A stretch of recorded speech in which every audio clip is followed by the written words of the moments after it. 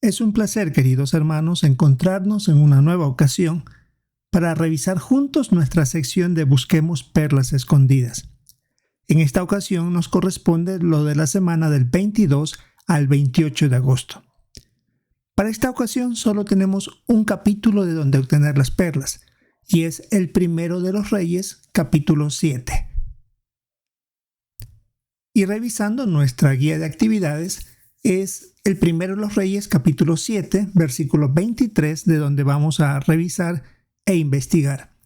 El texto dice: Entonces hizo el mar de metal fundido. Era circular, medía 10 codos de borde a borde, tenía 5 codos de alto y se necesitaba un cordón de 30 codos para rodearlo.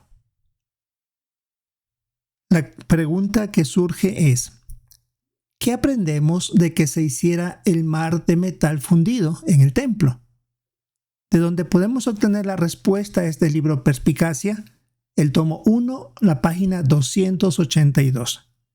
Revisando esta parte podemos resumir algo así. Durante la ceremonia de instalación del sacerdocio, el sumo sacerdote Aarón y sus hijos se bañaron antes de ponerse las prendas de vestir oficiales. Para lavarse las manos y los pies, los sacerdotes usaron el agua del enorme mar fundido del templo de Salomón.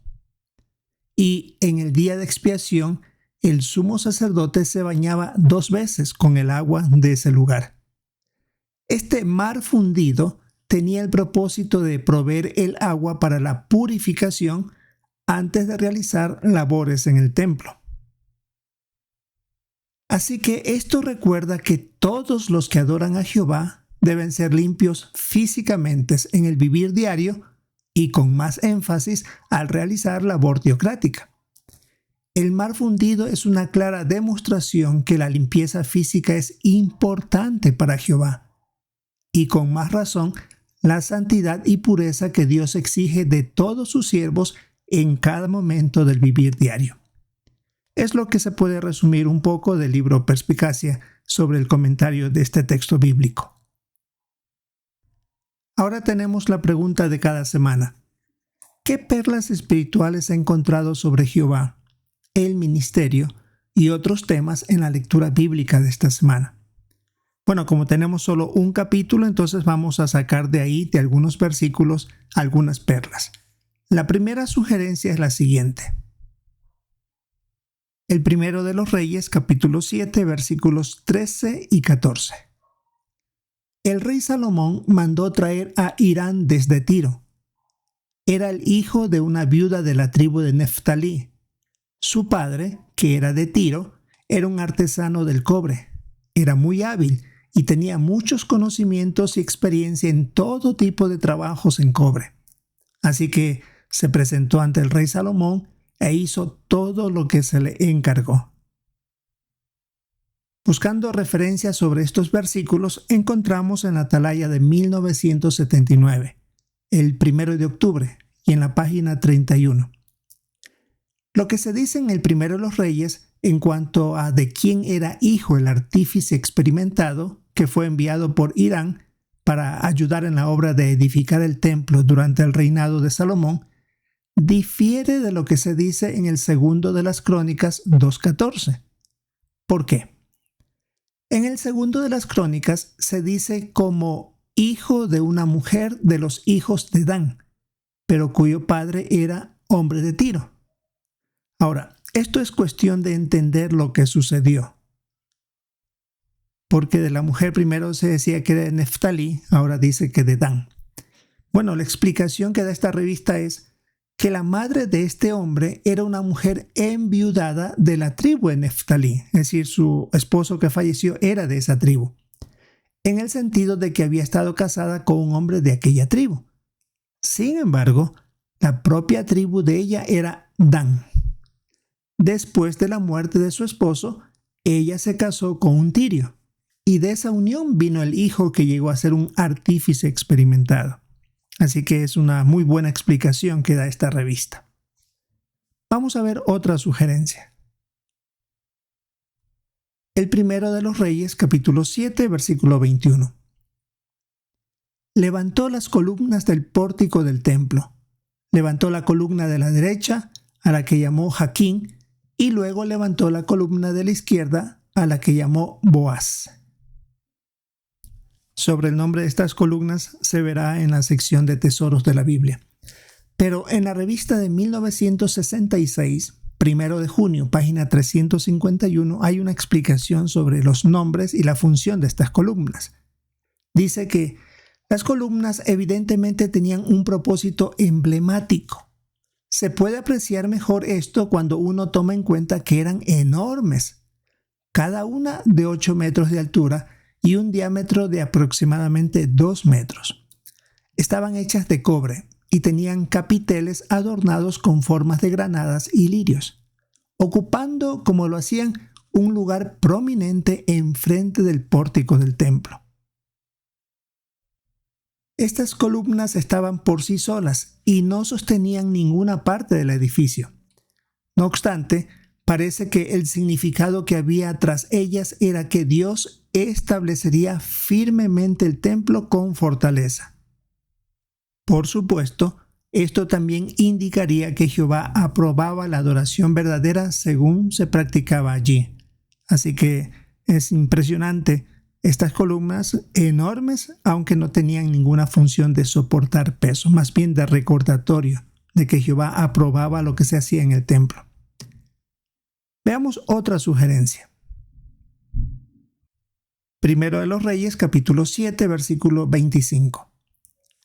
Estaba apoyado en 12 toros, 3 que miraban al norte, 3 que miraban al oeste, 3 que miraban al sur y 3 que miraban al este. El mar descansaba sobre ellos y todos estaban de espaldas al centro.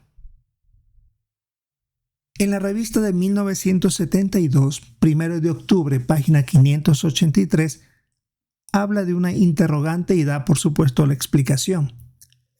Los toros que sostenían el mar fundido podían ser considerados como objetos de idolatría.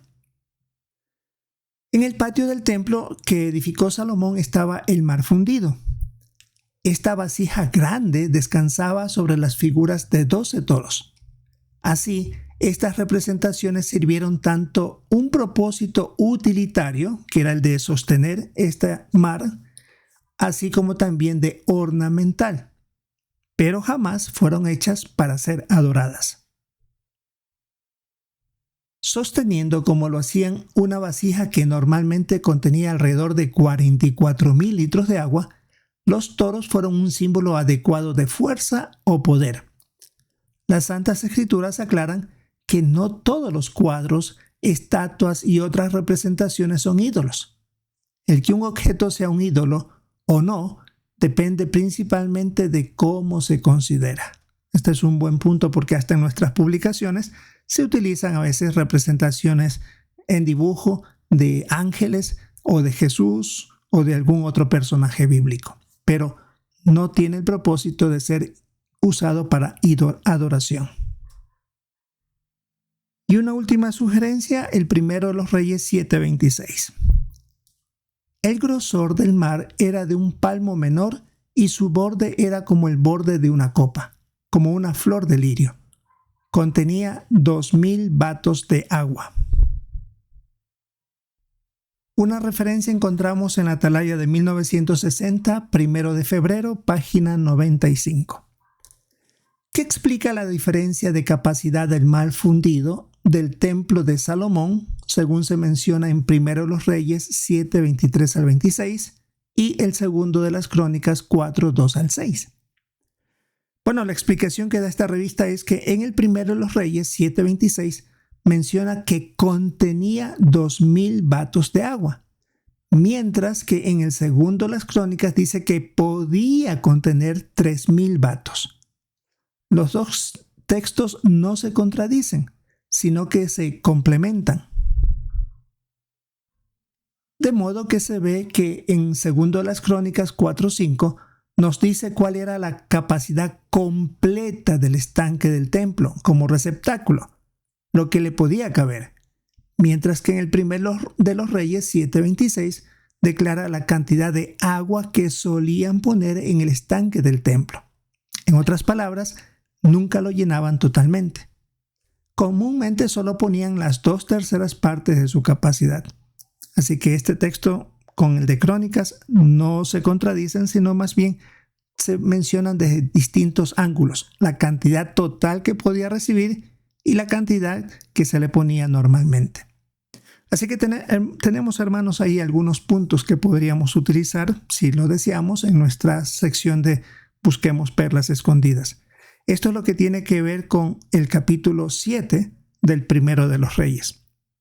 Esperamos poder participar con nuestros comentarios, siempre prestar atención a los de nuestros hermanos, y recuerden que esta es la sección que nos corresponde para la semana de agosto 22 al 28.